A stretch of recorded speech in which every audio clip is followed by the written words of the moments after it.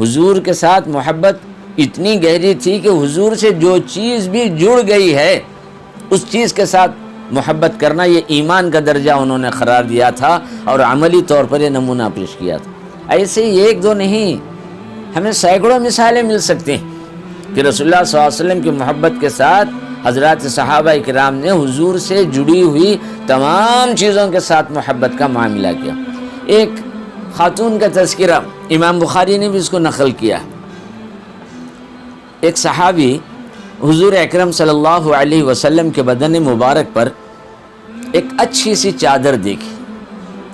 تو فوراً حضور سے عرض کیا، یا رسول اللہ کتنی اچھی چادر ہے،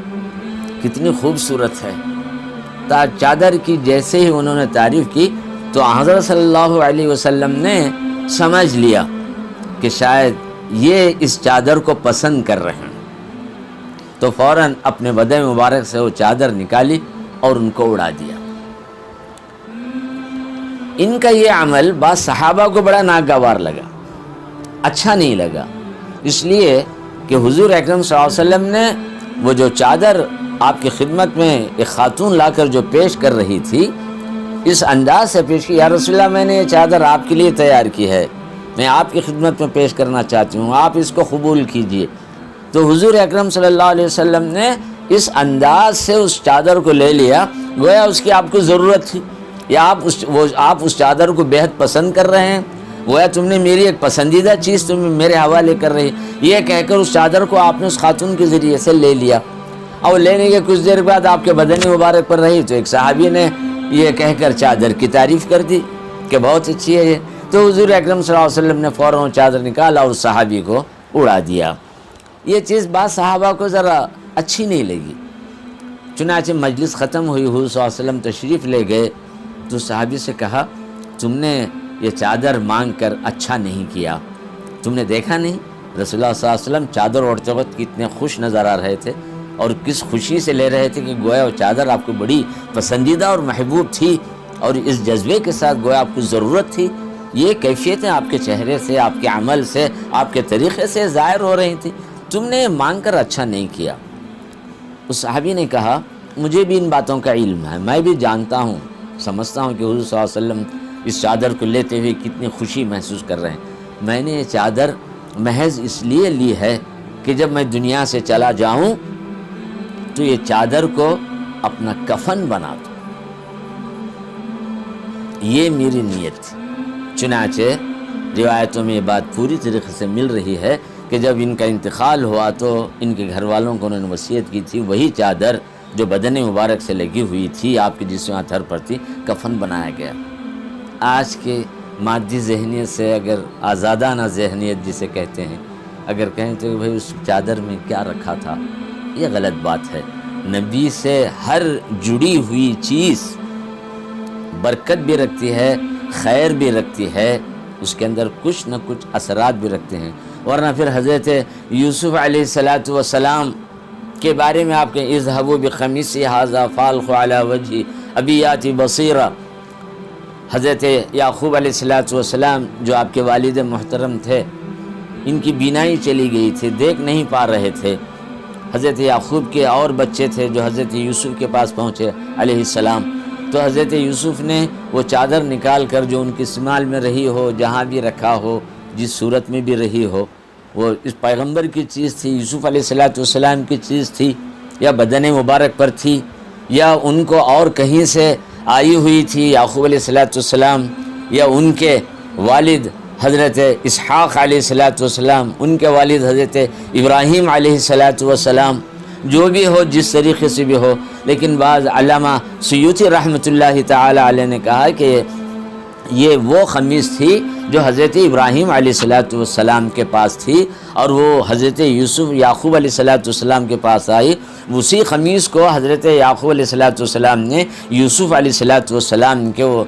قمیص ہو، چادر ہو، جس شکل کی بھی ہو، اس زمانے کے حساب سے جو بھی کپڑا رہا ہو، حضرت یوسف علیہ السلام کے گلے میں ڈال دیا تھا جب وہ سفر کے لیے نکل رہے تھے، وہاں سے باغ سیر تفریح کے لیے ان کے بھائیاں لے کر جا رہے تھے، جب وہ کنویں میں ڈالے تو وہی قمیص تھی، اور یہ بھی روایت میں آئے کہ وہ جبرائیل امین علیہ الصلوۃ والسلام نے وہ خمیس اس موقع پر لے آ کر حضرت ابراہیم علیہ الصلوۃ والسلام کو بدن مبارک پر ڈال دی، جبکہ وہ حضرت ابراہیم کو آگ میں پھینکا جا رہا تھا، وہ گویا جنت کی خمیس تھی۔ اس طریقے کی روایتیں ہمارے سامنے تفسیری روایتیں ملتی ہیں کہ حضرت یوسف کی یہ چادر مبارک تھی۔ تو انہوں نے اپنے بھائیوں سے کہا اذهبوا بقمیص ھذا فالقوا علی وجہ ابی یأتی بصیرا، جاؤ یہ چادر لے کر میرے والد کے چہرے پر ڈال دو، ان کی بینائی آ جائے گی، ان کا اندھاپن ختم ہو جائے گا، دیکھنے لگی۔ چنانچہ ان کے ساتھ جتنے میں تھے بنیامین اور جتنے اور ساتھی بھائیاں تھے وہ سب جا کر چادر حضرت یعقوب علیہ السلام کے چہرے پر ڈال دیا تو روشنی آ گئی۔ تو کہنے کا منشا اور مقصد یہی ہے کہ حضور کی محبت کی ایک علامت یہ ہے کہ حضور سے جڑی ہوئی آپ کے جسم مبارک سے ہو یا آپ کے اشیاء سے متعلق ہو، یہ سب ان کے ساتھ ادب، تعظیم، محبت کا معاملہ کرنا چاہیے۔ اس معاملے میں بہت ہی سنجیدگی اور ادب کے ساتھ ان ساری چیزوں کو لینا چاہیے۔ عبداللہ ابن زبیر کی بات اس کو بھی امام بخاری نے نقل کیا ہے اور دوسرے محدثین نے بھی نقل کیا ہے کہ رسول اللہ صلی اللہ علیہ وسلم نے پشنا لگایا، بدن مبارک سے خون نکالا جاتا تھا۔ اس زمانے کا ایک طریقہ علاج تھا کہ اس خون کو نکال کر جو خون فاسد ہو جاتا تھا اس کو پھینک دیا جاتا تھا، یا خون اس لیے بھی نکالا جاتا تھا کہ بدن سے خون کا نکلنا پھر بدن میں خون کی افزائش کا ذریعہ بن جاتا ہے، خون بڑھنے لگتا ہے۔ جو بھی اس زمانے کا طبی اصول یا طریقہ یا مروجہ طریقہ رہا ہو،